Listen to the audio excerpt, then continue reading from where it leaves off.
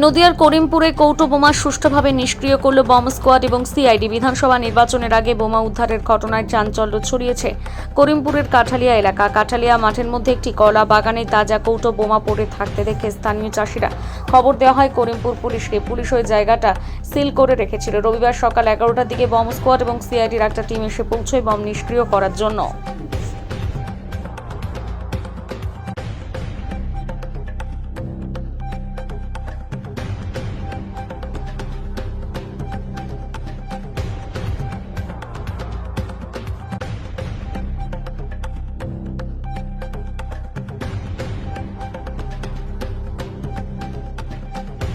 কাঠালিয়ার মাঠে যে বোমা উদ্ধার হয়েছে সেই বিষয় নিয়ে আপনি কি বলবেন?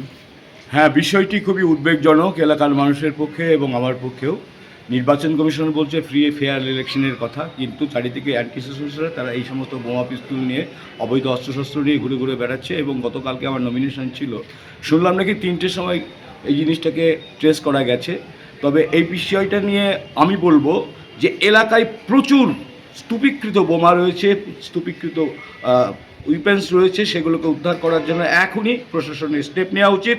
আমি ভয় পাইনি, কারণ যারা দুষ্কৃতী তারা তাদেরকে কাজে লাগিয়ে তৃণমূল কংগ্রেস হয়তো ভোট লুটের চেষ্টা করবে, তার বিরুদ্ধে প্রতিহত করাটাই হচ্ছে আমার কাজ। যাই হোক, প্রশাসন দেখবে।